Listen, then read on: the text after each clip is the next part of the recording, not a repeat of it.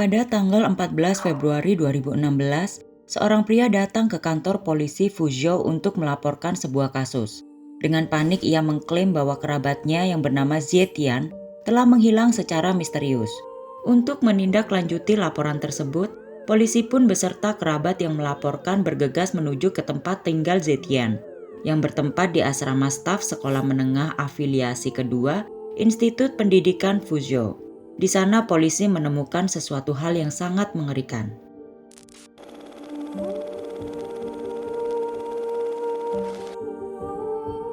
Zetian adalah seorang guru sejarah di sekolah menengah.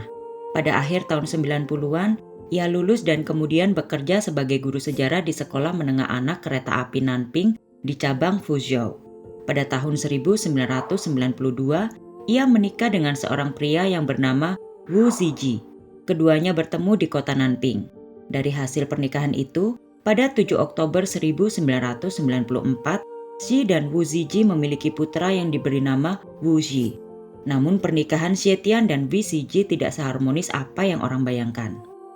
Menurut salah seorang teman Zetian menikahi Wu Ziji hanya lantaran Wu memiliki pekerjaan tetap. Pernikahan itu terjadi bukanlah atas landasan karena mereka saling mencintai. Bahkan Xi sebenarnya sangat malu memiliki besan yang tidak cukup kaya baginya. Zetian pada dasarnya bukanlah berasal dari keluarga kaya. Namun jika dibandingkan dengan keluarga suaminya, keluarganya jauh lebih beruntung. Diketahui Wu Ziji memiliki 5 saudara. Semua saudaranya memiliki penyakit bawaan, baik itu terbelakang mental maupun cacat fisik dan sebagainya. Walaupun dari luar ia terlihat masih bersama dengan suaminya, namun sebenarnya Zetian sangat tersiksa dengan kondisi keluarga suaminya. Namun ia masih ingin menjaga nama baik keluarganya dengan tidak melakukan perceraian. Setelah Zetian dan Wu Ziji memiliki putra, mereka pun kini tidur terpisah. Xi pun menggunakan lembur di pekerjaannya sebagai alasan ia sering tidak pulang ke rumahnya. Wu Ziji pun mencoba membantu sang istri Xi dengan merawat putra mereka satu-satunya secara penuh. Wu Ziji berangkat kerja pada pagi hari dan sorenya ia akan melakukan pekerjaan rumah tangga sembari mengasuh putranya. Namun kesehatan Wu Ziji lambat laun semakin memburuk. Bukan hal yang asing lagi jika Wu Ziji memang sakit-sakitan. Namun kali ini ia didiagnosis dengan penyakit yang sangat serius, yakni kanker hati. Zetian pun tidak lama mengetahui bahwa suaminya kini tengah menderita kanker hati. Namun anehnya ia tidak terlihat khawatir akan kondisi suaminya yang sangat serius itu. Entah karena ia memang benar-benar tidak mencintai suaminya, ataukah memang ia bukanlah orang yang menunjukkan sisi emosionalnya kepada orang-orang di sekitarnya. Kini situasi Wu Ziji semakin memburuk, dan tak lama ia pun meninggal. Kala itu Zetian tidak menunjukkan kesedihan apapun di pemakaman suaminya. Bahkan tak terlihat satu tetes air mata jatuh di pipinya ketika melihat suaminya yang juga ayah dari anaknya kini pergi untuk selamanya. Di satu sisi sosok yang paling merasa kehilangan tentunya adalah Wu Ji, putra sematawayang Zetian dan Wu Ziji. Ketika ayahnya meninggal ia masih duduk di bangku SMA. Tak lama setelah sepeninggal ayahnya, teman-teman sekolah Wu Ji menunjukkan rasa belasungkawa mereka. Para teman sekolah dan para guru mengorganisir uang santunan untuk diberikan kepada keluarga Wu Ji. Wu Ji pun sangat terharu dengan empati yang ditunjukkan oleh teman-teman dan gurunya. Wu Ji pun segera memberikan uang santunan itu kepada ibunya Zetian. Namun sikap ibunya itu rupanya sangat jauh dari apa yang ia bayangkan. Zetian malah tersinggung dan mengatakan bahwa ia tidak membutuhkan orang lain untuk mengasihaninya. Ia pun tak mau menerima uang itu dan memberikannya kepada kakek dan nenek Wu Ji. Kini Wu Ji mulai beradaptasi hidup dengan ibunya yang memiliki sikap yang dingin. Ia memang sedari kecil tidak banyak bertemu dengan ibunya. Namun kali ini, ia harus mengusahakan hubungan yang layak antara ibu dan anak, walaupun ia harus banyak merasa kekecewaan di kemudian hari. Namun jauh di dalam hatinya, ia ingin ibunya lebih dekat dengannya, lebih memperhatikannya seperti para ibu yang lain. Ia pun mencoba menarik perhatian ibunya dengan menjadi siswa yang unggul di sekolahnya.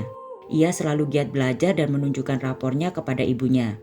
Namun lagi-lagi sang ibu pun hanya memberikan tatapan tanpa ekspresi. Ia pun bahkan tidak memuji putranya itu atas kerja keras yang telah ia lakukan. Namun Wu Ji tidak menyerah. Demi memperoleh kasih sayang ibunya, Wu Ji terus belajar dengan giat, hingga ia sangat terkenal di kalangan teman-temannya adalah orang yang paling giat belajar di sekolahnya. karena ia tidak pernah menghabiskan waktu dengan teman-temannya. Ia akan memilih pulang ke rumahnya untuk belajar. Setelah lulus SMA karena nilainya yang bagus pada tahun 2012, Wuxi berhasil diterima di Universitas Peking dengan mengambil jurusan ekonomi.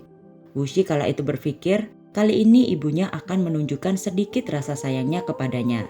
Karena seperti yang diketahui, Universitas Peking merupakan universitas yang terkemuka di Cina. Namun sayangnya, hal itu tidak terjadi. Zetian hanya mengangguk tanpa mengatakan sepatah kata pun kepada Wuxi. Kini Wuxi pun telah memasuki fase baru di hidupnya, di mana ia menjadi mahasiswa dan jauh dari ibunya. Pada tahun pertamanya ia dinilai sebagai salah satu dari 3 mahasiswa terbaik Universitas Peking. Pada tahun keduanya, ia memenangkan beasiswa Liao Kaiyuan dari Universitas Peking. Ia pun dengan semangat menunjukkan penghargaan-penghargaan yang ia dapatkan kepada ibunya. Namun lagi-lagi ibunya tetap bersikap dingin, hingga di tahun berikutnya nilai Wuxi pun mulai menurun. Peringkatnya kini tidak secemerlang di masa-masa awal kuliahnya. Kini kehidupan kampus tidak seperti apa yang ia bayangkan. Karena Wuxi selalu ingin mendapatkan nilai yang terbaik, ia mulai merasa tertekan karena di universitasnya ia tidak lagi menjadi mahasiswa yang paling unggul. Ia sering merasa kecewa karena tidak mendapatkan nilai yang tertinggi agar bisa mengambil hati ibunya. Menurut teman sekamarnya, ia selalu belajar. Ia merupakan orang yang bekerja paling keras di antara mereka. Ia tidak memiliki hiburan atau interaksi sosial. Ia bak robot yang hanya bisa belajar, namun ia tetap tidak bisa mencapai apa yang ia inginkan. Bahkan karena nilainya yang biasa-biasa saja, ia pernah mencoba mengambil nyawanya sendiri berkali-kali. Kini sepertinya Wuxi merasa tak berdaya, karena ia merasa seberapa keras pun ia berusaha, ia tidak bisa menjadi yang terbaik di antara teman-teman kuliahnya. Di sisi lain, hubungan Wuxi dan ibunya juga tetap dingin. Mereka kadang-kadang berbicara lewat telepon, namun ibunya selalu terburu-buru karena harus mengerjakan pekerjaannya. Wuxi sangat takut dengan kehidupan seperti ini, yang tidak bisa lagi menarik perhatian ibunya.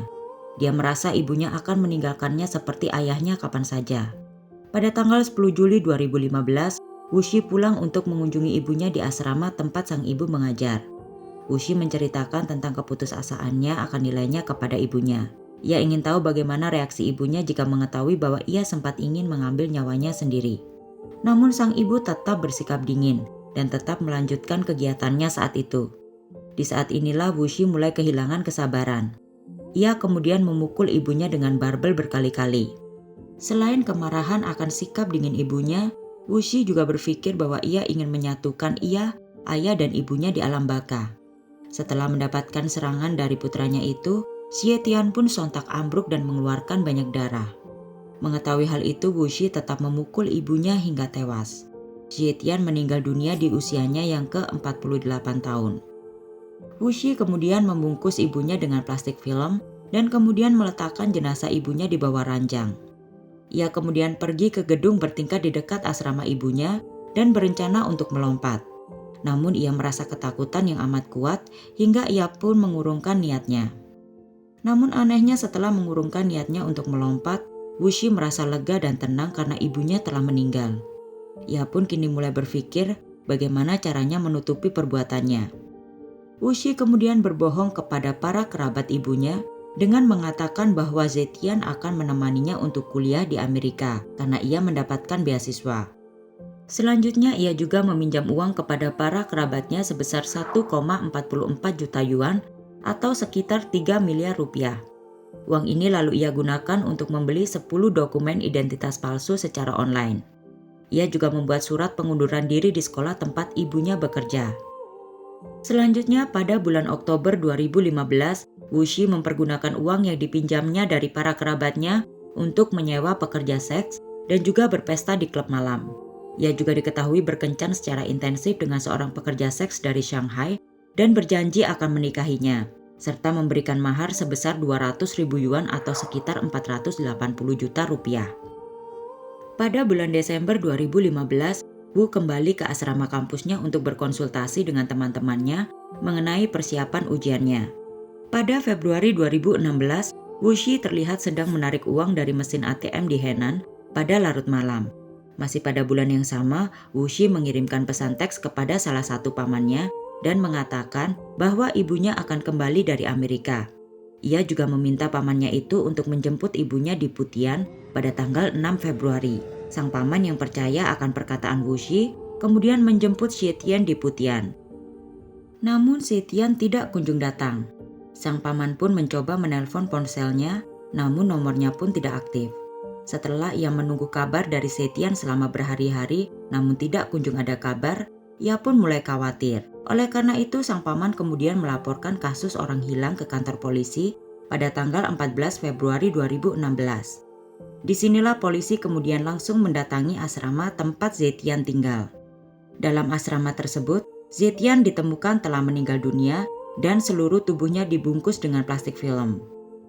Mendengar keterangan dari sang paman, polisi kemudian mulai mencurigai Wu Xi. Selanjutnya pada Maret 2016, pihak kepolisian meminta bantuan media untuk mencari Wu Xi dengan imbalan 50.000 yuan bagi yang bisa memberikan informasi tentang keberadaannya.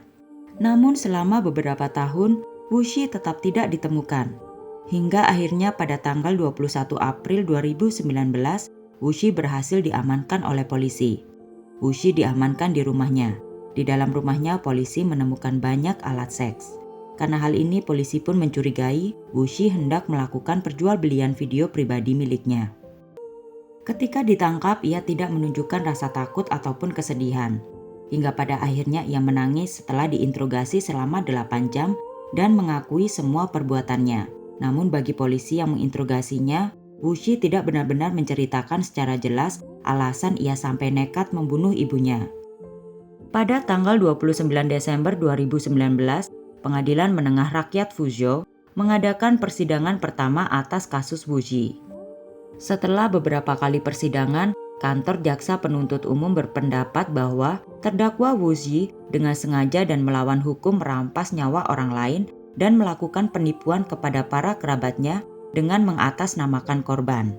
Di pengadilan, jaksa penuntut umum membacakan dakwaan dan mengajukan bukti-bukti yang relevan. Terdakwa dan pembela melakukan pemeriksaan silang, baik jaksa maupun pembela mengutarakan pendapatnya secara lengkap. Lebih dari 20 orang, termasuk keluarga Wu Xi, anggota Kongres Rakyat Nasional, anggota Konferensi Konsultatif Politik Rakyat Tiongkok, dan wartawan media menghadiri persidangan. Pada tanggal 26 Agustus 2021, Pengadilan Menengah Rakyat Kota Fuzhou membacakan putusan atas terdakwa Wu Xi.